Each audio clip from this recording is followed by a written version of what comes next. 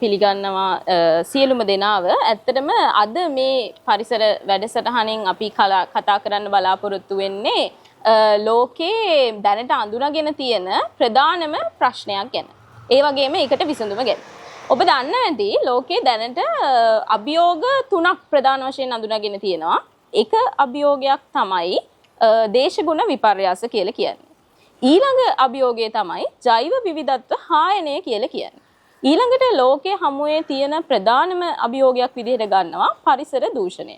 මේ පරිසර දූෂණයනොත් මේ ප්ලාස්ටික් නිසා සිද්ධ වෙන පරිසර දූෂණය අපි ප්‍රධාන අභියෝගයක් විදිහට හඳුනගන්නවා.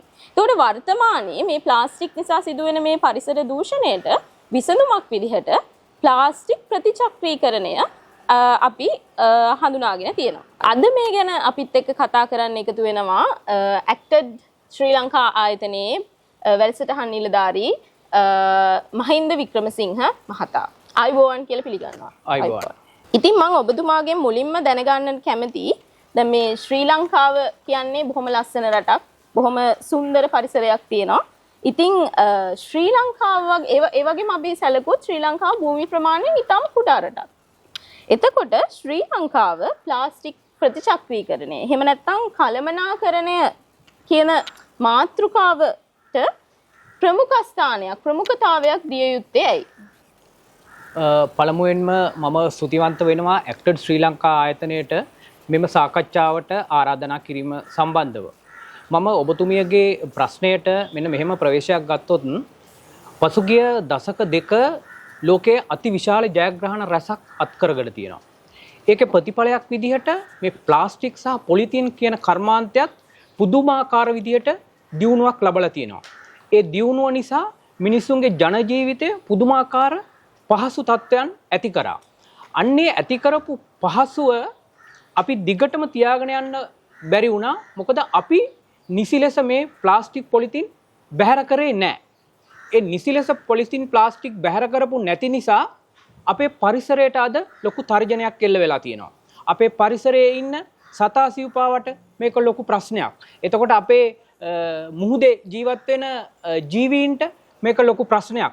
ඒ වගේම අපේ විරලාරක්ෂිතව ජෛව විවිධත්වයට මේ පරිසර දූෂණය ප්‍රබල තර්ජනයක් වෙලා තියෙනවා. ඒ වගේම අපි අනිත් පැත්තෙන් ගත්තොත් නාගරික කැඩිකසල කළමනාකරණයට මේ ප්ලාස්ටික් පොලිතීන් ලොකු තර්ජනයක් බවට පත් වෙලා තියෙනවා. අද නගරයේ ප්‍රධාන තියෙන ප්‍රශ්නයක් තමයි පළාත් පාලන ආයතනවලට කුණු දැමීමට ප්‍රදේශ නැතිකම, ස්ථාන නැතිකම. ඒක කොළඹ නගරයට වේවා, ඒක ගාල්ලට වේවා, ඒක අනුරාධපුරයට, යාපනයට වේවා ප්‍රබල ප්‍රශ්නයක් වෙලා තියෙනවා. ඒ වගේම මේක ආර්ථික වශයෙන්ුත් මේක අපිට වැදගත්. රටේ වාර්ෂිකව මේ ප්ලාස්ටික් වෙනුවෙන් ලොකු ඩොලර් ප්‍රමාණයක් එළියට යනවා. අපි මේ හරියට මේ වැඩේ කළමනාකරණය කරොත්, ප්‍රතිචක්‍රීකරණය කරොත් අපේ රටෙන් එළියට ඇදිලා යන ඩොලර් ප්‍රමාණය අපිට නවත්ත ගන්න පුළුවන් වෙනවා. ඒ වගේම මේ ක්ෂේත්‍රයේ ග්‍රීන් ජොබ්ස් හරිත රැකියා ජනිත කිරීමට හොඳම අවස්ථාවක්. ඒ නිසා අපි ඇත්තටම මේ සඳහා අපේ ප්‍රමුඛ අවධානය යොමු කළ යුතුයි. ඒ වගේම මිනිස්සුන්ට සනීප ආරක්ෂාව, මිනිස්සුන්ගේ හිතසුව පිණිස මේවා නියම ආකාරයෙන් බැහැර නොකරොත් මැසි මදුරෝ ඇති වෙනවා. එයින් විවිධාකාර ලෙඩ රෝග මිනිස්සුන්ට වැළඳෙනවා. ඒ වගේම අපි මේවා නිසි ලෙස බැහැර නොකරොත් අපේ ළඟ තියෙන කානුවට මේක මුදා හැරියොත් අපිට මේ කාණු හිරවීමෙන් නාගරික ජලගැල්මීන් පවා ඇති වෙනවා. ඒ නිසා අපි අනිවාර්යෙන්ම මේ ක්ෂේත්‍රයට ප්‍රමුඛ තැනක් දිය යුතුයි කියලා මම විශ්වාස කරනවා. ඔව් ඇත්තටම මමත් ඒක බොහොම අගය කරන පිළිතුරක්. මොකද සාමාන්‍යයෙන් අපි හිතාගන්න දැනගන්න ඕනේ දෙයක් තමයි ඔබේ කාණුවෙන් තමයි සාගරය ආරම්භ වෙන්නේ කියන එක.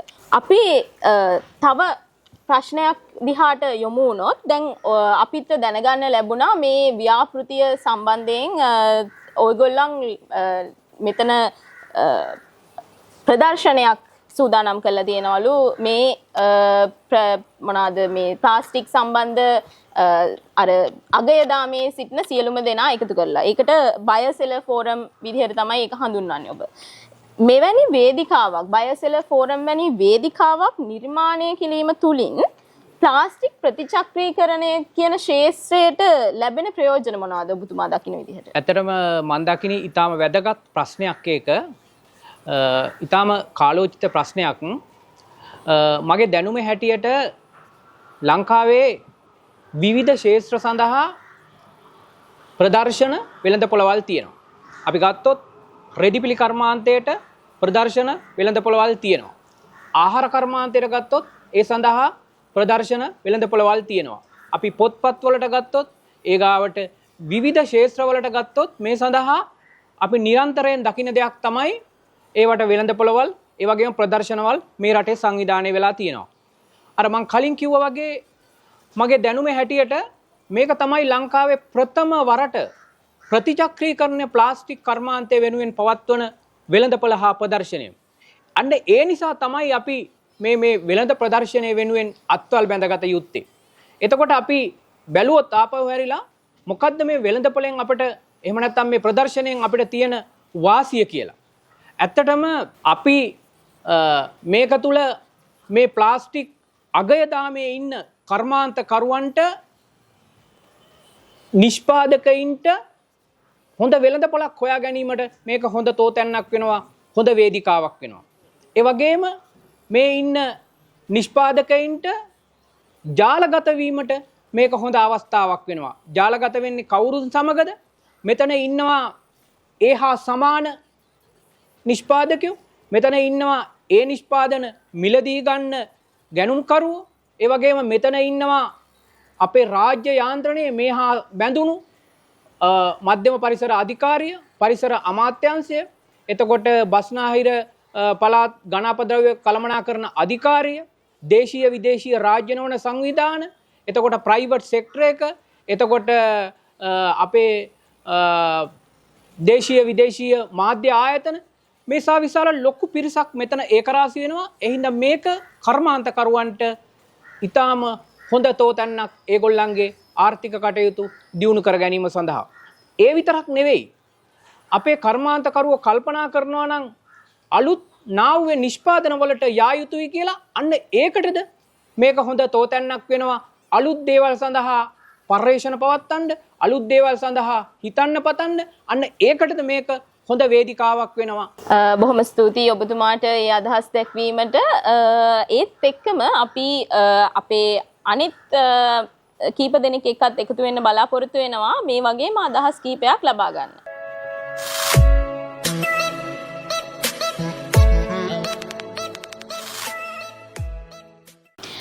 නැවතත් අපි සම්බන්ධ වෙන්නේ මේ තව දුරටත් මේ ප්‍රතිචක්‍රීකරණය ගැන ඔබත් එක්ක කතා කරන්න. ඉතින් අද මේ මාතෘකාවට කතා කරන්න අපිත් එක්ක තව කෙනෙක් සම්බන්ධ වෙලා ඉන්නවා. ඇය තමයි බයෝඩයිවර්සිටි ශ්‍රී ලංකා ආයතනයේ ප්ලාස්ටික්ස් ව්‍යාපෘතියේ ව්‍යාපෘති කළමනාකාර සීනාස් යහයා මහත්මිය. ඔබ බොහොම ආදරෙන් පිළිගන්නවා ආයුබෝවන් සුබ උදෑසනක් කියලා. ආයුබෝවන් සුබ උදෑසන. ඉතින් සීනා මහත්මිය දැන් අපි ඉස්සෙල්ලා කතා කරා මේ ව්‍යාපෘතිය එක්ක කොහොමද මේ ප්ලාස්ටික් ප්‍රතිචක්‍රීකරණය කියන දේ වැදගත් වෙන්නේ ඇයි? ඒ වගේ දේවල් අපි කතා කරා. ඉතින් මම ඔබෙන් දැනගන්න කැමතියි මේ ව්‍යාපෘතියට විවිධ ආයතන, විවිධ හවුල්කරුවන් මේ ප්ලාස්ටික් අගේ දාමේ තුල සිටින සියලුම දෙනා සම්බන්ධ වුණා කියලා දැනගන්න ලැබුණා. මට දැනගන්න කැමතියි කොහොමද මේගොල්ලන් මේ ව්‍යාපෘතියේ කාර්යභාරයට සම්බන්ධ වුණේ කියලා. ඔව්. ව්‍යාපෘතියේ කාර්යභාරයට අපිට බොහෝ පාර්ශවයන් සම්බන්ධ වුණා. ඒ පාර්ශවයන් අතර අපි වැදගත් ලෙස සලකන්න ඕන රජයේ අංශ, රජයේ අමාත්‍යාංශවල කියන්නේ පරිසර අමාත්‍යාංශයේ, ඒතර මධ්‍යම පරිසර අධිකාරියේ එවැනි රාජ්‍ය ආයතන සහ ඊට අමතරව පුද්ගලික අංශයේ පාර්ශවකරුවනුත් අපිත් එක්ක සම්බන්ධ වුණා. එතකොට ඒගොල්ලන්ගේ සම්බන්ධකම කොහොමද මේ ව්‍යාපෘතියට දැනුනේ කියලා කිව්වනම් අපිට රටේ ව්‍යවස්ථානුකූලව නීතිමය ක්‍රියාමාර්ග සැකසීමට අපිට අවශ්‍ය වෙන්නේ රාජ්‍ය අංශයේ සහාය. ඉතින් ව්‍යාපෘතිය තුලින් අර මම කලින් කිව්වා ආයතනත් එක්ක සම්බන්ධ වෙලා ඒ ආයතනවලට ප්ලාස්ටික් ප්‍රතිචක්‍රීකරණය හෝ ප්ලාස්ටික් කසල කළමනාකරණයට සම්බන්ධව නීතිමය වශයෙන් නීති සම්පාදනය කිරීම සඳහා අවශ්‍ය වටපිටාවක් හදලා දුන්නා මේ ව්‍යාපෘතිය තුළින් කියලා කිව්වොත් හරි. එතකොට ඊට අමතරව අපි පෞද්ගලිකාංශය බොහෝ දුරට සම්බන්ධ කරගත්තේ ශ්‍රී ලංකා වාණිජ මණ්ඩලයත් එක්ක. කියන්නේ සිලෝන් චේම්බර් ඔෆ් කොමර්ස් එක්ක. එතකොට ඒ ආයතනත් එක්ක අපි සංසදයක් පිහිටවලා තියෙනවා. එතකොට ඒ සංසදයයි මේ රාජ්‍ය ආයතනයයි අතර යම් කිසි විදිහකින් සම්බන්ධතාවයක් ගොඩ නැගීමට මේ ව්‍යාපෘතිය සමත් වෙලා තියෙනවා. එතකොට ඉතිරි අනාගතයේදී ව්‍යාපෘතිය නිමා වුණත් මෙම සංසදය අනිවාර්යයෙන්ම මේ රාජ්‍ය අංශයත් එක්ක එකතු වෙලා ඒගොල්ලෝ ප්ලාස්ටික් කළමනාකරණය තුළ සිද්ධ වෙන සියලුම ක්‍රියාවලීන්ට සම්බන්ධ වෙනවයි කියන එක අපිට කියන්න පුළුවන්. ඔව් ඇත්තටම ඊටාම වැදගත් සියලුම ආයතන එකතු වෙලා මේ සම්බන්ධයෙන් කටයුතු කරද්දී එතකොට ඔවුන් සියලුම දෙනාගේ අදහස් අරගෙන තමයි ඔබ කටයුතු කරලා තියෙන්නේ. ඇත්තටම ඒක මම හිතනවා බොහොම වැදගත් දෙයක් කියලා. මොකද සාමාන්‍යයෙන් වෙන්නේ එක තැනක තීරණයක් ගන්නවා ඒක ක්‍රියාත්මක කරන්න ඕනේ තව තැනක්. මේ දෙපිරිසේ තියෙන අවශ්‍යතාවයන් හරියට හඳුනා ගැනීම සිද්ධ වුණේ නැත්නම් එතනදී අපිට සාර්ථක පිළිතුරක් හෝ සාර්ථක යමක් රටට බලාපොරොත්තු වෙන්න බෑ. ඒ නිසා ඔබ ඒ අරගෙන තියෙන ප්‍රවේශය ඇත්තෙන්ම ප්‍රශංසනීයයි කියලා අපිට කියන්න පුළුවන්. ඒත් එක්කම මට තව දෙයක් ඕකට එකතු කරන්න අවශ්‍යයි. අපි මධ්‍යම පරිසර අධිකාරියත් එක්ක විශේෂ වැඩපිළිවෙලක් කරගෙන යනවා. ඒ කියන්නේ මේ ව්‍යාපෘතිය තුලින් අපි දත්ත ගබඩාවක් EPR දත්ත ගබඩාවක් හදන්න අපි මධ්‍යම පරිසර අධිකාරියට උදව් වෙනවා. එතකොට ඒ තුලින් ඉදිරි අනාගතයේදී EPR කියන සංකල්පය නීතිගත කරාට පස්සේ ඒක රටට ගොඩාක් වැදගත් දත්ත ගබඩාවක් හැටියට පරිසර අමාත්‍යාංශයට තීරණ ගැනීමට හැකියාව ලැබෙනවා. මට දැනගන්න ඕනේ ඔබතුමිය කතා කරනකොට ඔබතුමිය කිව්වා EPR සංකල්පය ගැන. මොකද්ද මේ EPR සංකල්පය කියලා කියන්නේ? ඔව්. EPR සංකල්පය කියලා කියන්නේ අපි extended producer responsibility කියලා ඉංග්‍රීසි වලින් කියනවා. ඒක සිංහලෙන් කියනවා නම් නිෂ්පාදකයා සතු විස්තීරණ වගකීම.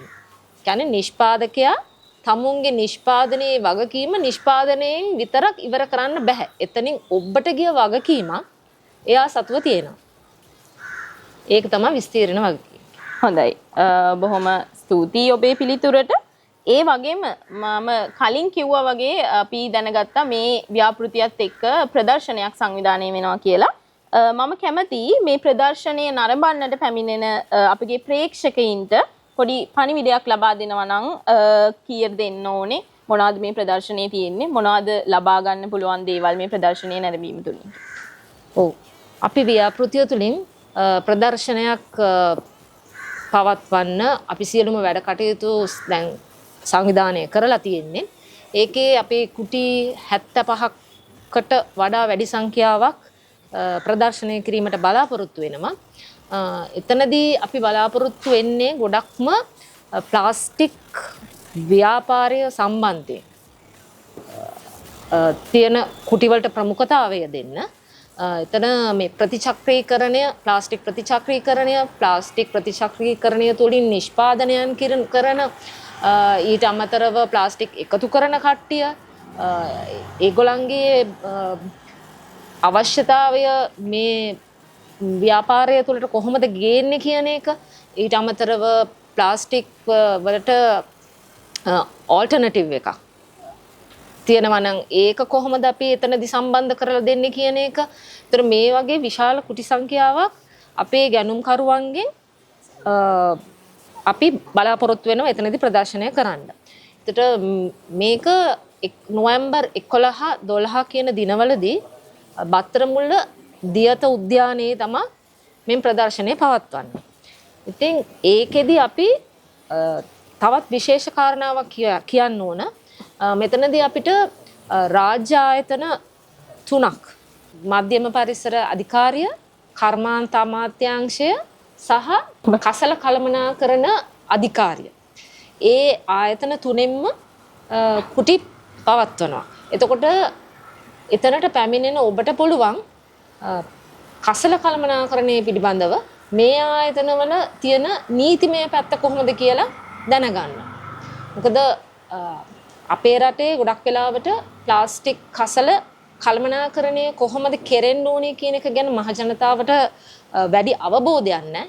ඒ නිසා අපි බලාපොරොත්තු වෙනවා ඕගලන්ට මෙතනට පැමිණෙන සියලුම දෙනාට හොඳ අවබෝධයක් ලබා ගන්න පුළුවන් මෙම කුටි වලට පැමිණීමෙන්. තවත් අමතර දෙයක් කියන්න ඕන මේ කුටි වලට අමතරව මහ ජනතාවගේ විනෝදාස්වාදය පිණිස අපි තවත් ක්‍රියාකාරකම් කිහිපයකුත් සමහර කුටි වලින් ප්‍රදර්ශනය කරන්න සහ මහ ජනතාවගේ සහභාගීත්වයෙන් ක්‍රියාත්මක කරලා තියෙනවා. ඉතින් අපි බලාපොරොත්තු වෙනවා ඔබ සෑම සියලු දෙනාම මෙතනට පැමිණිලා මේ කුටි නරඹලා අපේ වැඩසටහන් වලට සහභාගී වෙලා යම් දැනුමක් ලබාගෙන යන්න අවස්ථාව ලැබෙයි කියලා. ඔව් ඇත්තටම බොහොම ස්තුතියි. ඊටම වැදගත් ප්‍රදර්ශනයක් සහ ඊටම වැදගත් තොරතුරු කීපයක් ඒ සම්බන්ධයෙන් ලබා දුන්නා. අපි හිතනවා සියලු දෙනාම මේ ප්‍රදර්ශනයත් එක්ක එකතු වෙලා මේ ප්‍රදර්ශනයෙන් ගන්න ඕනේ සියලුම දේවල් ඒ සියලුම දැනුම ලබා ගනී කියලා. බොහොම ස්තුතියි සීනාස් මහත්මිය. ඇත්තටම බොහොම වැදගත් කරුණු කීපයක් ඔබතුමිය අනාවරණය කරා මේ ප්‍රදර්ශනය පිළිබඳව. ඉතින් මං හිතනවා මේ වැඩසටහන් නරඹන සියලුම දෙනා මේ ප්‍රදර්ශනයට සහභාගී වෙලා ඔවුන්ගේ දැනුම දියුණු කරගනී කියලා. ඒ වගේම අපි මේ සම්බන්ධ තවදුරටත් කතා කරමු. ඔබතුමියට දැනට අපි සමුදෙනවා. බොහොම ස්තුතියි.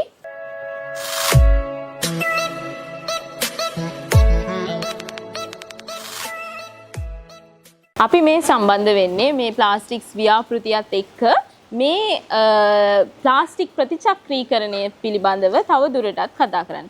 ඉතින් අද අපිත් එක්ක දැන් සම්බන්ධ වෙලා ඉන්නවා කර්මාන්ත සේවා කාර්යාංශයේ උපදේශක ඒ වගේම මේ ප්ලාස්ටික් ව්‍යාපෘතියේ ව්‍යාපෘති කළමනාකාර සුපුන් නානායක්කාර මහතා. ඔබතුමාව බොහොම ආදරෙන් පිළිගන්නවා ආයුබෝවන් කියලා. ආයුබෝවන්.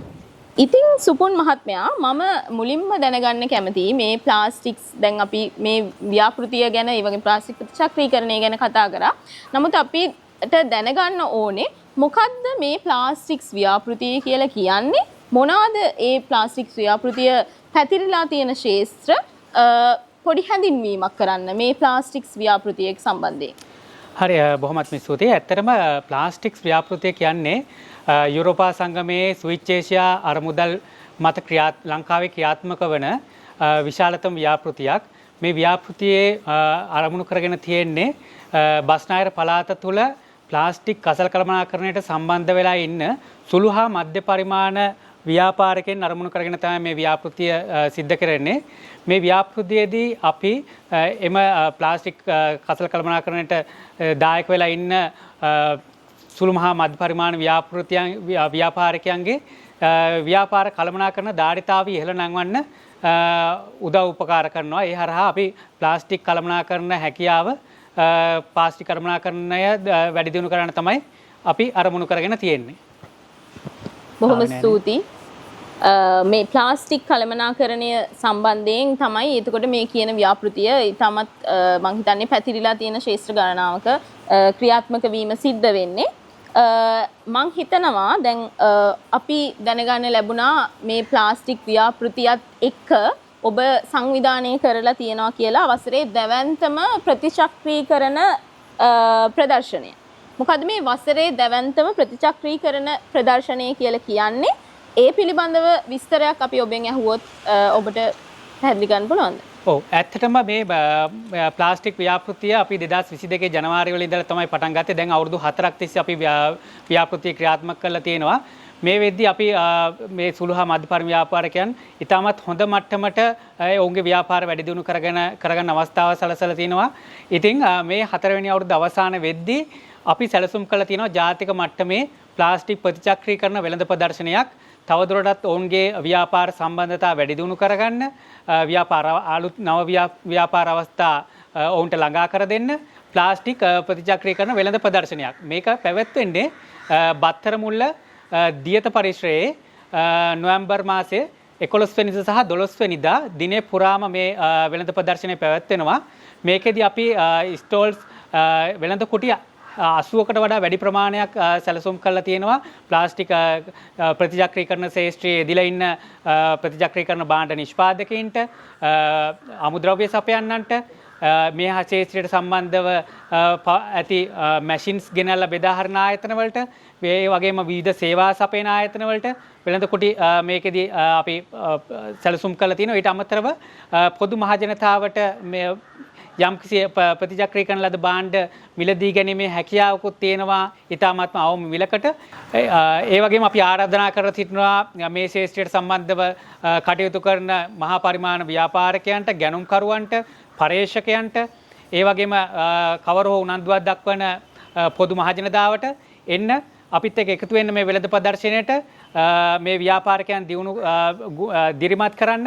මොකද ප්ලාස්ටික් කසල කළමනාකරණය කියන්නේ ලෝකයේ වගේම ලංකාවෙත් ඉතාමත් අභියෝගයට ලක් වෙලා තියෙන ශේෂ්ත්‍රයක්. ඉතින් ඔවුන්ගේ ව්‍යාපාර කියන්නේ ව්‍යාපාරකටත් එහා ගිහිල්ලා සමාජයට ලොකු සේවාවක් සපයන ශේෂ්ත්‍රයක්. ඉතින් මේ ශේෂ්ත්‍රය දිරිමත් කරන්න ඕනේ.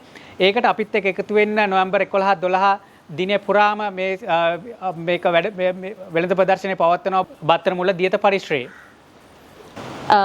බොහොම ස්තුතියි. ඇත්තටම මේ විස්තර අපි හමුවේ බෙදාගත්තට ඇත්තට මම දකින විදිහට සහ මේ ලෝකේ අපි මේ පර්යේෂකයන් විදිහට දැකලා තියෙන දෙයක් තමයි මේ කසල කළමනාකරණය. ඒකිනුත් ප්ලාස්ටික් කසල කළමනාකරණය කියන්නේ ඉතාමත් ගැටලුකාරී තත්ත්වයක් ලෝකේ. ඉතින් ඒ සම්බන්ධයෙන් මේ ප්‍රතිචක්‍රීකරණය ශ්‍රී ලංකාවේ සිද්ධ වෙන විදිහ ගැන ඇත්තටම අපේ ප්‍රේක්ෂකයන්ට දැනුමක් ලබා දීමට මේ සංවිධානය කළා තියෙන මේ ප්‍රදර්ශනයේ ඉතාමත් වටිනා අවස්ථාවක් කියලා හිතනවා. බොහෝමත්ම ස්තුතියි ඔබතුමාට අද වැඩසටහනත් එක්ක සම්බන්ධ වීම සම්බන්ධයෙන්. ඒ සමගින් අපි මේ වැඩසටහන නිමා කරන්න බලාපොරොත්තු වෙනවා. ඔබ සියලුම දෙනාට ආරාධනා කරනවා නොවැම්බර් 11 12 දෙදින පුරා දියත පරිශ්‍රයේ පැවැත්වෙන මේ වැඩසටහනට, මේ ප්‍රදර්ශනයට සම්බන්ධ වෙලා ඔබේ දැනුම වර්ධනය කරගන්න කියලා. කොහොමද ශ්‍රී ලංකාවේ ප්‍රතිචක්‍රීකරණය සිද්ධ වෙන්නේ, ප්ලාස්ටික් ප්‍රතිචක්‍රීකරණය කියන්නේ මොකක්ද, මේ සම්බන්ධයෙන් ඔබේ දැනුම වර්ධනය කරගන්නට ඔබට ආරාධනා කරනවා. ඉතින් අපි අදට සමුගන්නවා. බොහොමත්ම ස්තුතියි අපිත් සමගින් සම්බන්ධ වුණාට.